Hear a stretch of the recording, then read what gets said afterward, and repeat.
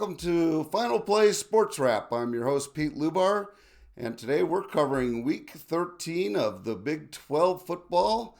It's called the Wrap-Up. So, Big 12 Wrap-Up, here we go.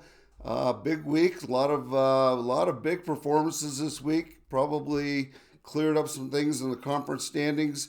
BYU stayed in the conference race by beating Cincinnati 26-14. BYU led 10-7 at the half as Cincinnati missed 2 field goals in the first half. A BYU interception in the third period led to 7 more points as BYU took a 17-7 lead into the fourth quarter. LJ Martin had a day for the Cougars. He ran for 222 yards and 2 TDs on 32 carries. That was not the biggest performance on the ground in the conference. We'll get to that in a minute, but a monster day. He had 3 receptions for 44 yards. Brendan Sorsby had 300 yards passing and 2 TDs for the Bearcats. He was also the leading rusher with 38 yards. The Bearcats are officially eliminated. There's a scenario where they could potentially get in. They need the 4 teams above them to lose. It's probably not going to happen based on who they play. So for all intents and purposes, Cincinnati cannot play in the conference championship game. Utah did remain in contention for the title game with a thrilling 51-47 victory over K-State in Salt Lake. It was a great game. The teams traded scores in nearly every possession. K-State held a 31-21 lead at halftime.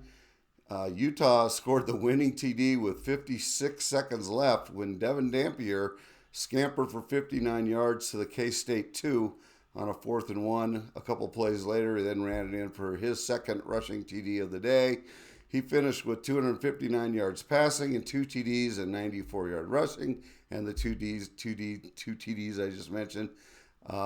Joe Jackson of K-State had a big day rushing for 293 yards and 3 TDs on just 24 carries. So he had a 12.2 yards per carry average. No wonder they didn't really need to throw the ball. They just handed it off to Joe Jackson, but great day for him. TCU upset Houston, squeaked by them in Houston to knock the Cougs out of contention for a league title. TCU led 14-0 on 2 Josh Hoover TD passes and then held on the second half as Houston missed 2 field goals in the fourth period.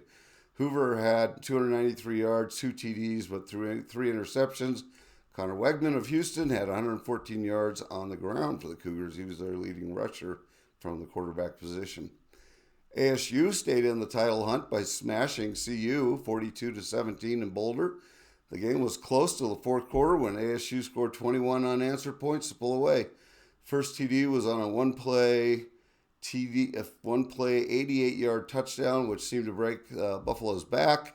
They kind of quit after that, and ASU put up 530 yards of offense, 355 on the ground. Raleek Brown had 255 yards on 22 carries. So once again, a really solid yards per carry average, and that just you just can't let that happen. Iowa State beat Kansas in Ames 38-14. Cyclones got up to a 14-point halftime lead, scoring on their first 2 possessions, and then took turns trading TDs with Kansas in the third before finishing off with another TD in the fourth. Rocco Becht had 241 yards and 3 TDs for the Cyclones.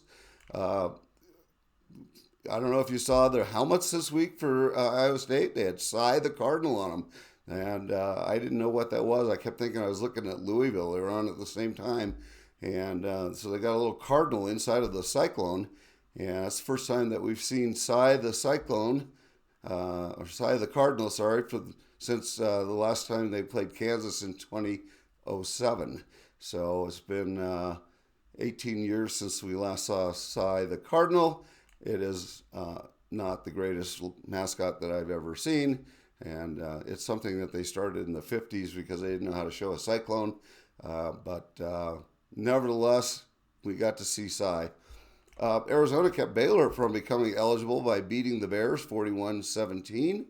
Baylor was ahead 17-14 at the half, but Arizona put up 27 points in the second half, aided by a couple of Bear turnovers. and that was enough for them to go on to victory.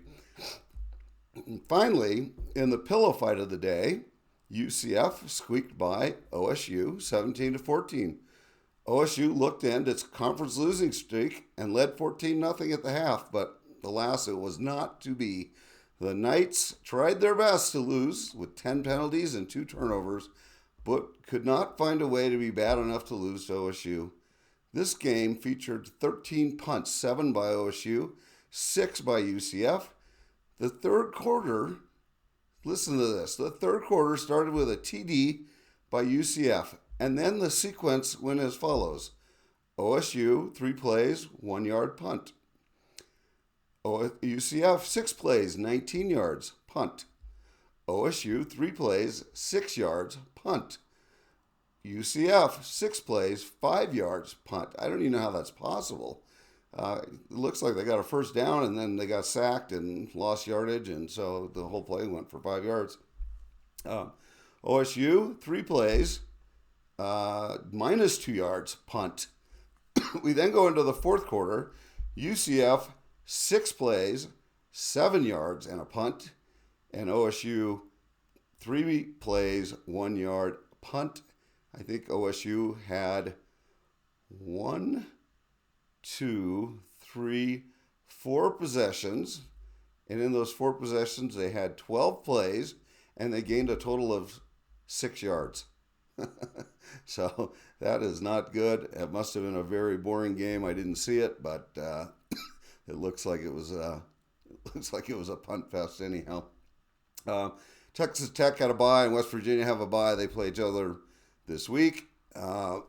In terms of teams that are now bowl eligible, the same 9 that were bowl eligible a couple weeks ago are still bowl eligible. So Texas Tech, BYU, Cincinnati, Houston, Utah, Arizona State, Arizona, Iowa State, TCU.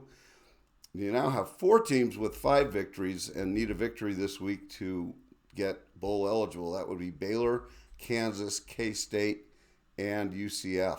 So a couple teams that were definitely going to be motivated to try and get their last win.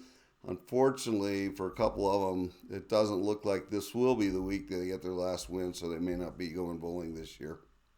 So the updated conference standings right now, we have Texas Tech at 7-1 and BYU at 7-1. If they both win, they will both be in the conference championship game, and that's in Dallas, I believe, and at Jerry's place, I guess Arlington technically. Utah is at 6-2, and Arizona State is at 6-2. They both have a path in. Arizona State's is better if BYU loses, or I think it's Texas Tech loses, then Arizona State gets in. Utah needs a bunch of teams. They need everyone to lose. They need Texas Tech, BYU, and Arizona State to all lose. And I don't see that happening, but you never know. And then you've got a couple of teams that had a great season, just not quite good enough this year.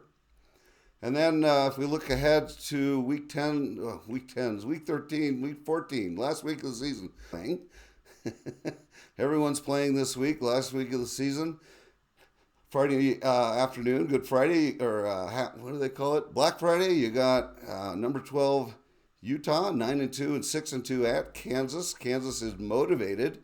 They're just not very good, and I think Utah will win that game. 13.5 points seems likely, so we'll go with Utah and give the points. Arizona is traveling to ASU. ASU is still in the hunt. I don't know why ASU is the dog here. I would almost go the other way. I would say it would be minus maybe 2.5 for ASU. So I'm going to take ASU and grab those points. We've got Saturday now, number 5, Texas Tech traveling to West Virginia. The spread, I guess they both had bye weeks. West Virginia's played much better the last half of the season. At home, they've been better. It seems like the spread might be a little big. Feels like it's more like an 18.5 point spread, but nevertheless, I'll take Texas Tech to win the game. Houston is traveling up to Baylor. They are a dog, 2.5 point favorite at Baylor. Baylor playing for a bowl spot as well. But I think Houston actually will win this game. CU is out of contention for everything. They go to KSU. KSU still playing for a bowl. And so I think KSU will win that game. Iowa State is got nothing to play for, but OSU is a worse team, and so Iowa State will win that game. UCF still playing for a bowl game, but traveling to Provo. I don't see them beating BYU, and Cincinnati is traveling to TCU, and TCU is a favorite. I would take TCU in that 4.5. And so that is the scenarios. My feeling is that Texas Tech and BYU will both win. They will play each other next week in the conference championship game, and it should be a great game. And that's it. I hope you enjoyed this session. If you did, please subscribe to my YouTube page. And if you have a great day, a happy Thanksgiving. We'll talk next week. Take care, everyone. Bye.